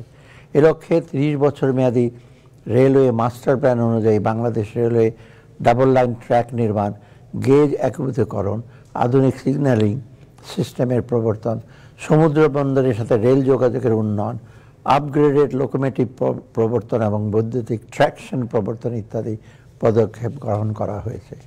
ঢাকা হতে ভাঙ্গা হয়ে যশোর পর্যন্ত রেল চলাচল শুরু হয়েছে এবং যমুনা রেলওয়ে সেতুর নির্মাণ কাজ শেষে রেল চলাচল শুরু হয়েছে। তথ্য ও যোগাযোগ প্রযুক্তি এবং বিজ্ঞান গবেষণা। প্রিয় দেশবাসী, ক্যাশলেস সোসাইটি বিনির্মাণ, আর্থিক সুশাসন প্রতিষ্ঠা এবং আর্থিক অন্তর্ভুক্তি ফাইন্যান্সিয়াল ইনক্লুশনের পরিসর বৃদ্ধিতে মোবাইল আর্থিক সেবা MFS গুরুত্বপূর্ণ ভূমিকা রাখছে। মোবাইল আর্থিক পরিষেবার মাধ্যমে প্রত্যন্ত অঞ্চলের জনগণের কাছে ব্যাংকিং সেবা পৌঁছে যাচ্ছে, যা তাৎক্ষণিক টাকা পাঠানো, সরকারি বিভিন্ন সামাজিক সুরক্ষার ভাতা গ্রহণ ও সেবার বিল পরিশোধ, রেমিটেন্স গ্রহণ সহ নানাবিধ আর্থিক সেবা সহজে প্রাপ্তির ক্ষেত্রে গুরুত্বপূর্ণ ভূমিকা রাখছে। প্রিয় দেশবাসী, সারা দেশে ৫,০০০ শিক্ষা প্রতিষ্ঠানে ICTD ডিজিটাল ল্যাব ও ৩০০ শিক্ষা প্রতিষ্ঠানে ICTD স্কুল অফ ফিউচার স্থাপন করা হয়েছে। সারা দেশে ৪৯১টি উপজেলায় উপজেলা পরিষদ কমপ্লেক্সে তরুণদের প্রশিক্ষণ প্রদানের লক্ষ্যে উপজেলা সেবা ও তথ্য প্রযুক্তি প্রশিক্ষণ নির্মাণ করা হচ্ছে। তথ্য প্রযুক্তি খাতের সম্ভাবনা বিবেচনায় এবং এ খাতে নতুন উদ্যোক্তাদের উৎসাহিত করার লক্ষ্যে আগামী অর্থবছরে ১০০ কোটি টাকা স্টার্ট আপ তহবিল হিসাবে বরাদ্দ রাখার প্রস্তাব করছি।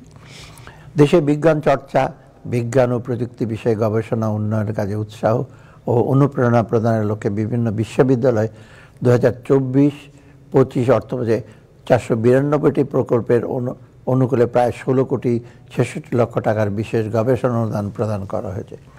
উন্নয়নের সর্বোচ্চ স্তরে পৌঁছার জন্য বিজ্ঞান গবেষণার গুরুত্ব বিবেচনা আগামী অর্থবছরে মৌলিক বিজ্ঞান গবেষণা এবং সামুদ্রিক সম্পদ আহরণের সুষ্ঠু ব্যবস্থাপনার মাধ্যমে ব্লু ইকোনমির সম্ভাবনাকে কাজে লাগাবার লক্ষ্যে গবেষণা কার্যক্রম বাবদ ২০০ কোটি টাকা বরাদ্দের প্রস্তাব করছি। পরিবেশ ও জলবায়ু পরিবর্তন। প্রিয় দেশবাসী, জলবায়ু পরিবর্তনের প্রভাবে সবচেয়ে ঝুঁকির মুখে যে দেশগুলো রয়েছে বাংলাদেশ তার মধ্যে শীর্ষে রয়েছে। জলবায়ু পরিবর্তনের নেতিবাচক মোকাবেলায় জলবায়ু পরিবর্তন ট্রাস্ট ফান্ডের মাধ্যমে বায়ু, পানি ও মাটি দূষণ প্রতিরোধ, বর্জ্য ব্যবস্থাপনা ও পরিবেশ উন্নয়ন, জলবায়ু পরিবর্তনের প্রশমন, স্বাস্থ্য সুরক্ষার প্রভাব নিরূপণ, নারীর অভিযোজন সক্ষমতা বৃদ্ধি, উপকূলীয় ইকোসিস্টেম মূল্যায়ন, জলবায়ু সহনশীলতা অর্জনে গণমাধ্যমের সক্ষমতা বৃদ্ধি ইত্যাদি কার্যক্রম গ্রহণ করা হচ্ছে। জলবায়ু পরিবর্তনের ঝুঁকির গভীরতা ও গুরুত্ব বিবেচনায় প্রয়োজনীয় কার্যক্রম গ্রহণের লক্ষ্যে আগামী অর্থবছরে ১০০ কোটি টাকা বরাদ্দের প্রস্তাব করছি। প্রিয় দেশবাসী, এবার আমি আগামী অর্থবছরে সরকারের রাজস্ব আহরণের পরিকল্পনা আপনাদের সামনে তুলে ধরছি। রাজস্ব আহরণ কার্যক্রমের প্রত্যক্ষ কর, আয়কর প্রিয় দেশবাসী, দেশের প্রত্যক্ষ কর ব্যবস্থাপনায় আধুনিক, ন্যায্য, করদাতা বান্ধব ও বিনিয়োগে বান্ধব করার ধারাবাহিকতায় 2025-26 অর্থবছরের বাজেটে বেশ কিছু উল্লেখযোগ্য উদ্যোগ গ্রহণ করা হয়েছে।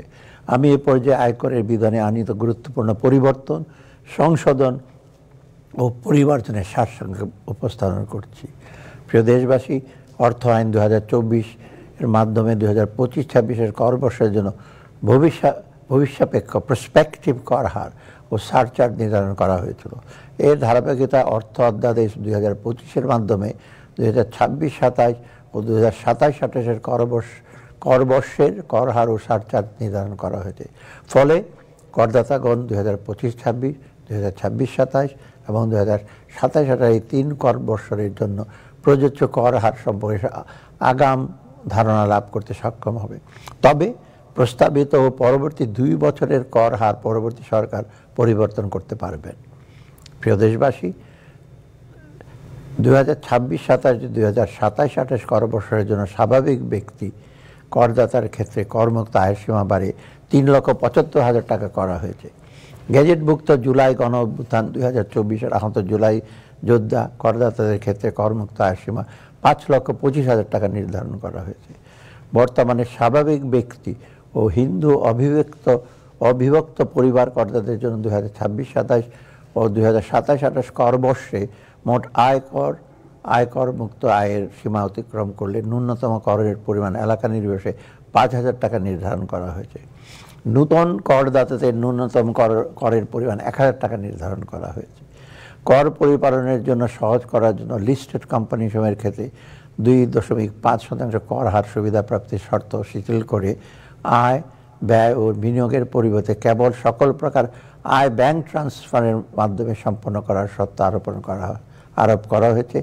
এছাড়া পুঁজিবাজারে মধ্যস্থকারী ইন্টারমিডিয়ারি হিসাবে কাজ করা মার্চেন্ট ব্যাংকের কর হার 37.5% কমে 27.5% করা নির্ধারণ করা হয়েছে।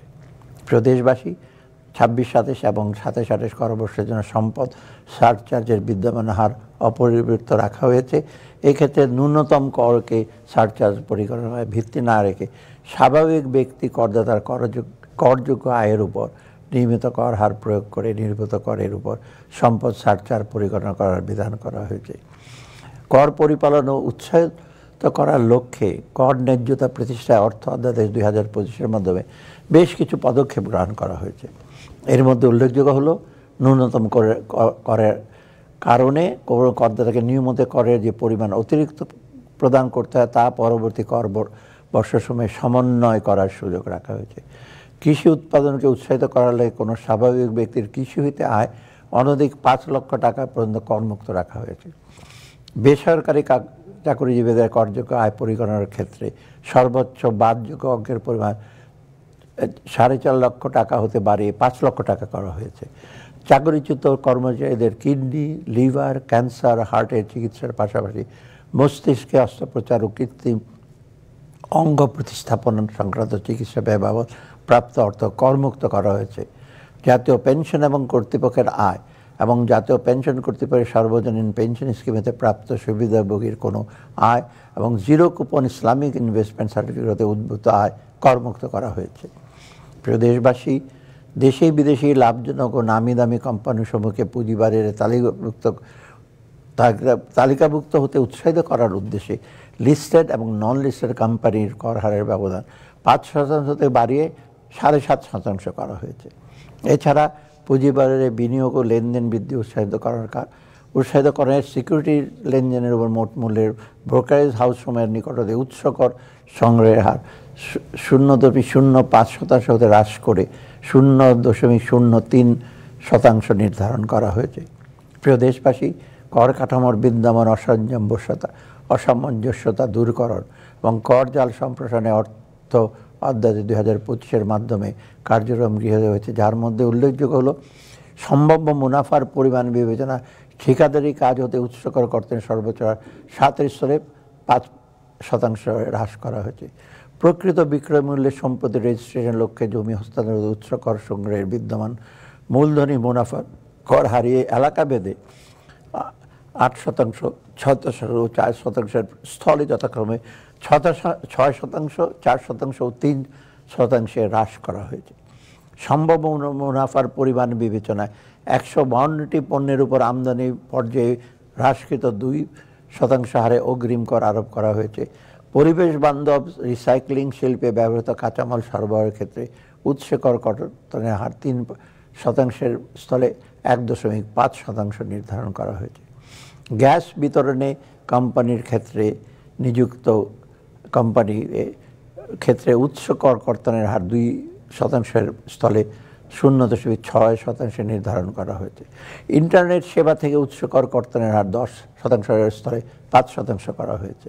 সিকিউরিটিজের সুদ হতে উৎস কর কর্তনের হার 5%-এর স্থলে 10% করা হয়েছে। বিদ্যুৎ ক্রয়ের অর্থ পরিশোধকালে উৎস কর্তনের হার 6%-এর স্থলে 4% করা হয়েছে। সম্ভাব্য মুনাফার পরিমাণ বিবেচনায় সিগারেট প্রস্তুতকারকের নিকট হইতে নিট বিক্রয় মূল্যের উপর 3%-এর স্থলে 5% হারে অগ্রিম কর সংগ্রহের বিধান রাখা হয়েছে। স্বাভাবিক ব্যক্তি করদাতাদের ক্ষেত্রে টার্নওভার করের আওতামুক্ত সীমা 3 কোটি টাকা হতে বাড়িয়ে 4 কোটি টাকা করা হয়েছে। মোবাইল অপারেটরদের টার্নওভার করের পরিমাণ 2% থেকে কমিয়ে 1.5% নির্ধারণ করা হয়েছে। প্রিয় দেশবাসী, করদাতাদের জন্য কর প্রদান, রিটার্ন দাখিল, দলিলপত্র সংরক্ষণ সহ কর পরিপালনের আনুষ্ঠানিকতা সহজ করার লক্ষ্যে নিম্নরূপ বিধান করা হয়েছে। তহবিল, এতিমখানা, অনাথ আশ্রম ও ধর্মীয় উদ্দেশ্যে প্রতিষ্ঠা কোনো প্রতিষ্ঠানকে রিটার্ন দাখিলের বাধ্যবাধকতা হতে অব্যাহতি প্রদান করা হয়েছে। উৎসে কর কর্তনকারী কর্তৃপক্ষ কর্তৃক প্রতি মাসের পরিবর্তে ত্রৈমাসিক ভিত্তিতে উৎসে করের রিটার্ন দাখিলের বিধান করা হয়েছে। জমি বা জমি সহ স্থাপনা হস্তান্তরকালে দলিল মূল্যের অতিরিক্ত কোনো অর্থ গৃহীত হলে ব্যাংক বিবরণী সহ দালিলিক প্রমাণাদি দ্বারা যাচাইযোগ্য হওয়া সাপেক্ষে উক্ত অতিরিক্ত অর্থের উপর মূলধনী আয়োজনে প্রযোজ্য হারে কর প্রদানের বিধান করা হয়েছে। স্বনির্ধারিত পদ্ধতিতে দাখিলকৃত রিটার্ন অডিট সংক্রান্ত মাঠ পর্যায়ে সৃষ্ট জটিলতা নিরসন করে অডিট কার্যক্রমকে কার্যকর ও সহজীকরণের উদ্দেশ্যে অডিট সংশ্লিষ্ট বিধান প্রতিস্থাপন করা হয়েছে। বিদ্যমান 45টি সেবা গ্রহণের ক্ষেত্রে রিটার্ন দাখিলের প্রমাণ উপস্থাপনের বাধ্যবাধকতা শিথিল করে ক্রেডিট কার্ড সহ 12টি সেবা গ্রহণের ক্ষেত্রে কেবলমাত্র TIN সার্টিফিকেট দাখিলের বিধান করা হয়েছে।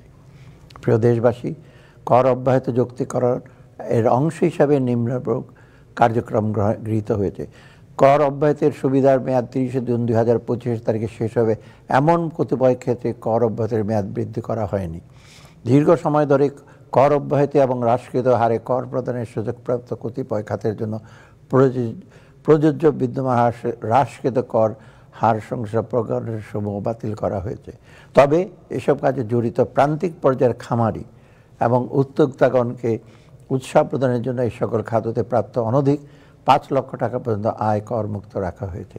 প্রিয় দেশবাসী, জন্মসূত্রে বাংলাদেশি ছিলেন অথচ পরবর্তীতে বাংলাদেশেই নাগরিকত্ব পরিত্যাগ করেছেন এমন ব্যক্তি কর্তৃক বাংলাদেশে অর্জিত আয়ের উপর যথাযথভাবে কর পরিশোধ না করে নানা উপায়ে বিদেশে পাচারকৃত অর্থ সম্পদের উপর কর ও জরিমানা আরোপের বিধান করা হয়েছে। বাজেটের অংশ হিসাবে প্রত্যক্ষ কর ব্যয় প্রতিবেদন ডাইরেক্ট ট্যাক্স এক্সপেন্ডিচার রিপোর্ট প্রকাশ করা হয়। জাতীয় রাজস্ব নীতির কর নীতি শাখা 2022-23 অর্থ বছরে প্রত্যক্ষ কর ব্যয় প্রাক্কলন করেছে, যার পরিমাণ 1,07,133 কোটি টাকা। মূল্য সংযোজন কর, মূল্য সংযোজন কর ও সম্পূরক শুল্ক আইন 2012-তে কতিপয় সংশোধন আনা হয়েছে, যার মধ্যে উল্লেখযোগ্য হল উৎপাদনকারী প্রতিষ্ঠান কর্তৃক শিল্পের কাঁচামাল আমদানির ক্ষেত্রে আগাম করের হার 3% থেকে কমিয়ে 2% নির্ধারণ করা হয়েছে। বাণিজ্যিক আমদানিকরণের ক্ষেত্রে আগাম কর 5%-এর পরিবর্তে 7.5% নির্ধারণ করা হয়েছে। বাণিজ্যিক আমদানিকরণ কর্তৃক স্থানীয় পর্যায়ে মূল্য সংযোগের পরিমাণ 50% বেশি না হলে ব্যবসায়ী পর্যায়ে ফাইনাল সেটেলমেন্ট করে পুনরায় ভ্যাট আরোপণ না করার বিধান করা হয়েছে। বিধি বহির্ভূত রেয়াত গ্রহণের ক্ষেত্রে জরিমানার পরিমাণ 50% থেকে 100% কমিয়ে 30 থেকে 50% নির্ধারণ করা হয়েছে। নির্মাণ সংস্থা, যোগানদার, C&F এজেন্ট কর্তৃক রিটার্ন দাখিলের মেয়াদ প্রতি মাসের পরিবর্তে 6 মাস করা হয়েছে। আগাম কর সমন্বয়, রিফান্ড আবেদন ও রেয়াত গ্রহণের সময়সীমা 4 মাসের পরিবর্তে 6 মাস করা হয়েছে। প্রিয় দেশবাসী, কর জিডিপি অনুপাত বৃদ্ধি সহ আদর্শ ভ্যাট ব্যবস্থা পরিবর্তনের লক্ষ্যে নিম্নোক্ত ক্ষেত্রে ভ্যাট হার কিছুটা বৃদ্ধি করা হয়েছে। বিভিন্ন এমএস প্রোডাক্ট এর উৎপাদন পর্যায়ে আরোপিত সুনির্দিষ্ট কর প্রায় 20% বৃদ্ধি করা হয়েছে। নির্বাহী সংস্থার সেবার বিপরীতে ভ্যাটের হার 7.5% পরিবর্তে 10% নির্ধারণ করা হয়েছে। অনলাইনে পণ্য বিক্রয় কমিশনের উপর ভ্যাটের হার 5% থেকে 15% নির্ধারণ করা হয়েছে। Self copy paper, duplex board, coated paper এর উৎপাদন পর্যায়ে ভ্যাটের হার 7.5% পরিবর্তে 15% নির্ধারণ করা হয়েছে। প্লাস্টিকের তৈরি সকল ধরনের টেবিল ওয়্যার, কিচেনওয়্যার, গৃহস্থালী সামগ্রী, হাইজেনিক ও টয়লেটরি সামগ্রী সহ অনুরূপ যে কোনো পণ্যের উৎপাদন পর্যায়ে ভ্যাটের হার 7.5% স্থলে পরিবর্তে 15% নির্ধারণ করা হয়েছে।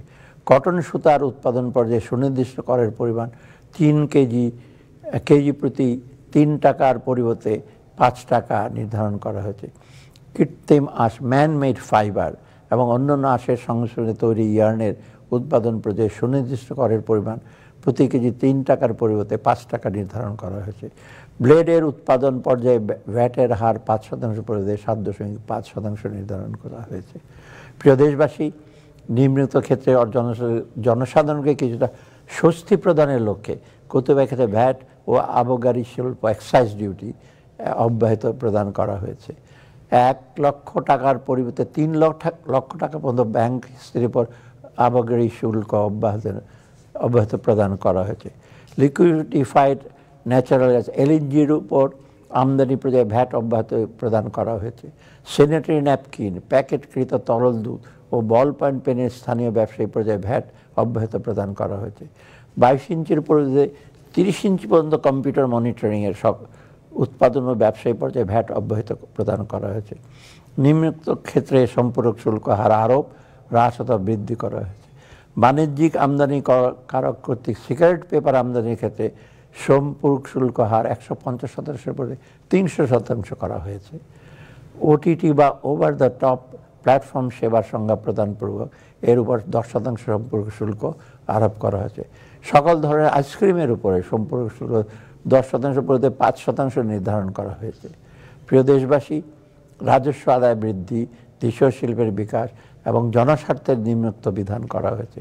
হাসপাতাল বেড উৎপাদনে ব্যবহৃত প্রয়োজনীয় উপকরণ ও খুচরা যন্ত্রাংশ আমদানি স্থানীয়ভাবে ক্রয়ের ক্ষেত্রে সমুদায় ভ্যাট 30 জুন 2030 পর্যন্ত খ্রিস্টাব্দ পর্যন্ত অব্যাহত প্রদান করা হয়েছে।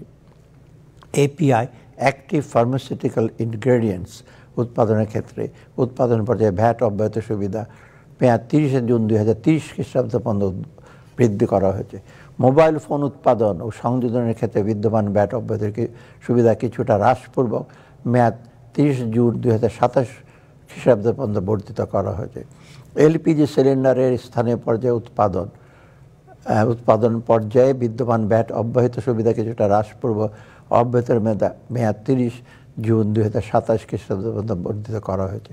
ওয়াশিং মেশিন, মাইক্রোওয়েভ ওভেন ও ইলেকট্রিক ওভেনের উপর স্থানীয় উৎপাদন পর্যায়ে বিদ্যমান ভ্যাট অব্যাহতির সুবিধা কিছুটা হ্রাসপূর্বক অব্যাহতের মেয়াদ 30 জুন 2030 খ্রিস্টাব্দ পর্যন্ত বর্ধিত করা হয়েছে।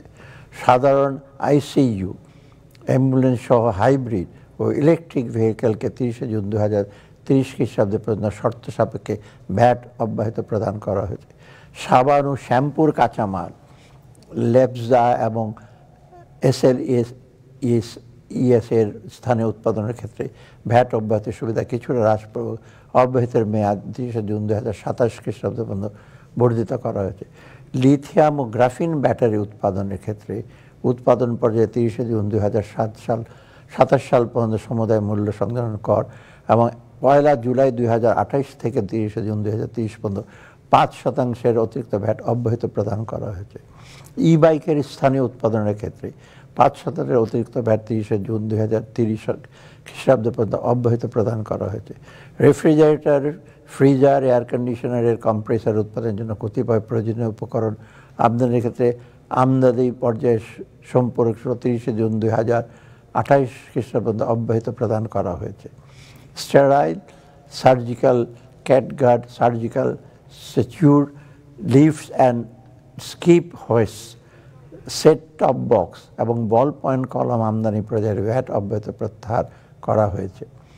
আমদানি রপ্তানি শুল্ক। প্রিয় দেশবাসী, 2025-26 অর্থ বছরের বাজেট আমদানি শুল্ক কর বিষয়ে গুরুত্বপূর্ণ প্রস্তাবসমূহ উপস্থাপন করছি।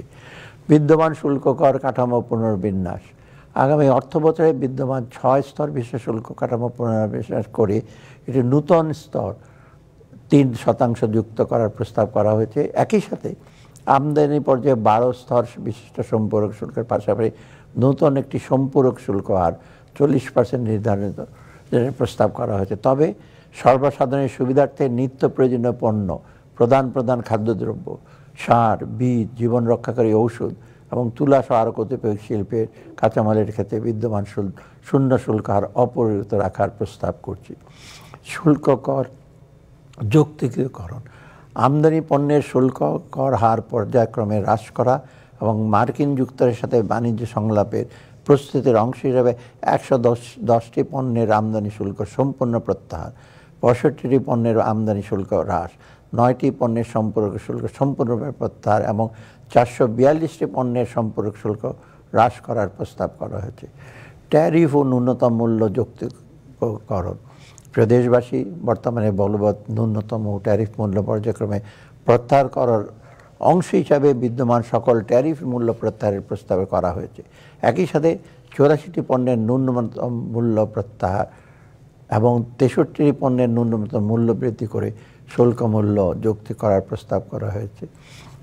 নিত্য প্রয়োজনীয় পণ্যের অত্যাবশ্যক পণ্যের শুল্ক হ্রাস, শুল্ক কর হ্রাস। প্রিয় দেশবাসী, পেট্রোলিয়াম জাতীয় পণ্যের উপর মূল্য স্থিতিশীল রাখার লক্ষ্যে অপরিশোধিত এবং পরিশোধিত উভয় ধরনের পেট্রোলিয়াম আমদানিতে শুল্ক কর হ্রাস করা এবং সকল পণ্যের ট্যারিফ মূল্য প্রত্যাহারের প্রস্তাব করা হয়েছে। এছাড়া পরিশোধিত চিনির আমদানি শুল্ক হ্রাসের প্রস্তাব করা হয়েছে। শিল্প খাতে সহায়তা এবং ন্যায়সঙ্গত প্রতিরক্ষণ প্রদান। শিল্প খাতে প্রণোদনার অংশ হিসাবে বিভিন্ন পণ্য উৎপাদনের জন্য প্রয়োজনীয় কাঁচামাল আমদানিতে বিদ্যমান শুল্ক হার হ্রাস করার প্রস্তাব করা হয়েছে। স্থানীয় শিল্পের প্রতিরক্ষণের জন্য chlorinated paraffin wax, sealed battery, polyester staple fibre, battery separator, লিফটের যন্ত্রাংশ এবং এলইডি বাতির যন্ত্রাংশ কতিপয় পণ্যের আমদানি শুল্ক বৃদ্ধির প্রস্তাব করা হয়েছে। ঔষধ শিল্প। ক্যান্সার প্রতিরোধক ঔষধ সহ সকল ধরনের ঔষধ শিল্পের কাঁচামাল আমদানি এবং এপিআই, অ্যাক্টিভ ফার্মাসিউটিক্যাল ইনগ্রেডিয়েন্ট তৈরির কাঁচামাল আমদানিতে শুল্ক কর অব্যাহত সুবিধা সম্প্রসারণের প্রস্তাব করা হয়েছে। কৃষি। কোল্ড স্টোরেজ স্থাপনে প্রয়োজনীয় যন্ত্রপাতি আমদানিতে রেয়াতি সুবিধা প্রদান করে একটি নূতন প্রজ্ঞাপন জারির প্রস্তাব করা হয়েছে। স্থানীয়ভাবে কৃষি যন্ত্রপাতি উৎপাদনকে উৎসাহিত করতে কম্বাইন হারভেস্টার তৈরি যন্ত্রাংশ আমদানিতে বিদ্যমান শুল্ক হারের প্রস্তাব করা হয়েছে। পরিবহন খাত। টায়ার উৎপাদনে ব্যবহার্য উপকরণের শুল্ক হ্রাসের প্রস্তাব করা হয়েছে। এছাড়া 16 থেকে 40 আসন বিশিষ্ট বাস এবং 10 থেকে 15 আসন বিশিষ্ট মাইক্রোবাসের শুল্ক কর হ্রাসের প্রস্তাব করা হয়েছে। বন্ড ব্যবস্থাপনার আধুনিকীকরণ। বন্ড ব্যবস্থাপনাকে সহজীকরণ ও ব্যবসা বন্ধ করার উদ্দেশ্যে সেন্ট্রাল বন্ডেড ওয়্যারহাউস ও ফ্রি জোন বন্ডেড ওয়্যারহাউস ব্যবস্থার প্রবর্তন করা হয়েছে। কাস্টম আইনের কতিপয় ধারা সংশোধন ও কতিপয় নতুন বিধান সংযোজন। প্রিয় দেশবাসী, কাস্টম আইন 2023 আরও যুগোপযোগী ও কার্যকর করার লক্ষ্যে এর নিম্নোক্ত পরিমার্জন ও সংযোজন প্রস্তাব করা হয়েছে, যথা আমদানিকৃত পণ্য চালানের মূল্য এবং শুল্ক ফাঁকির পরিমাণ 2000 টাকার কম হলে শুল্ক কর বা অতিরিক্ত শুল্ক কর আরোপ করা হয় না। উভয়ের ক্ষেত্রে এই সীমা 4000 টাকা করা হয়েছে। বিলম্বে শুল্ক পরিশোধের ক্ষেত্রে বিদ্যমান সুদের হার এবং সুদ আরোপের সর্বোচ্চ সীমা মূল্য ও সংযোজন করে আইন সম্পর্ক শুল্ক আইন 2012 সাথে সামঞ্জস্যপূর্ণ করা হয়েছে। আমদানি নিয়ন্ত্রণ সংক্রান্ত বিধান লঙ্ঘন এবং কার্গো ঘোষণা দাখিলে ভুল ত্রুটির ক্ষেত্রে আরোপযোগ্য জরিমানার হার কমানো হয়েছে। স্বাস্থ্য, পরিবেশ এবং শিশু কল্যাণ। দেশের উন্নত চিকিৎসা নিশ্চিতকরণের লক্ষ্যে রেফারেল হাসপাতালের সময়ের পাশাপাশি 50,000 অধিক সকল হাসপাতাল স্থাপনের জন্য যন্ত্রপাতি ও সরঞ্জাম আমদানিতে শুল্ক কর হ্রাসের প্রস্তাব করা হয়েছে। স্থানীয় পর্যায়ে পরিবেশ বান্ধব ই-বাইক উৎপাদনে প্রণোদনা প্রদানের লক্ষ্যে নূতন প্রজ্ঞাপন জারির প্রস্তাব করা হয়েছে। উপসংহার, প্রিয় দেশবাসী, মাত্র অল্প কয়েক মাসে কঠিন চ্যালেঞ্জ মোকাবেলা করে দেশকে স্থিতিশীল করার কাজটি প্রায় সম্পন্ন করা না সম্ভব হলেও পরিপূর্ণ সাফল্যের দোরগোড়ায় পৌঁছতে আমাদের এখনও অনেকটা পথ পেরোতে হবে। সাম্প্রতিক মাসগুলোতে মূল্যস্ফীতি হ্রাস পাওয়ার প্রবণতা দেখা গেল তা এখনও পুরোপুরি নিয়ন্ত্রণে আসেনি। গত এপ্রিল মাসে মার্কিন প্রশাসন কর্তৃক আরোপিত অতিরিক্ত শুল্কের নেতিবাচক প্রভাব ও আমাদের অর্থনীতির উপর পড়ার সম্ভাবনা রয়েছে। এছাড়া সম্প্রতি যে বাজার ভিত্তিক মুদ্রা বিনিময় হার চালু করা হয়েছে তার কোনো নেতিবাচক প্রভাবের আপাতত বাজারের উপর পড়ার সম্ভাবনা না থাকলেও এ বিষয়ে আমাদের সতর্ক দৃষ্টি রাখতে হচ্ছে। এই সকল ঝুঁকি মোকাবেলা করে দেশের অর্থনীতির জন্য একটি বৈষম্যহীন ও টেকসই ভিত্তি নিশ্চিত করা এখন আমাদের সর্বোচ্চ অগ্রাধিকার। প্রিয় দেশবাসী, আপাতত প্রবৃদ্ধির গতিবৃদ্ধির পরিবর্তে অর্থনীতির ভিত মজবুত করার দিকে আমরা অধিকতর মনোযোগ দিচ্ছি। এই শক্তিশালী ভিত্তি হবে আগামী বাংলাদেশের বিনির্মাণের সোপান। আগামী সেই বাংলাদেশ সবার জন্য মানসম্মত জীবন এবং সকল স্তরে বৈষম্যহীন ব্যবস্থার নিশ্চয়তা প্রদান হবে আমাদের মূল লক্ষ্য। এই লক্ষ্য পূরণে আমি আপনাদের সকলের সহযোগিতা চাই। ইনশাআল্লাহ আমাদের সবার সম্মিলিত প্রয়াসে বাংলাদেশ হবে বিশ্বের সকল মুক্তিকামী মানুষের জন্য এক অনুকরণীয় আলোকবর্তিকা। আল্লাহ হাফেজ।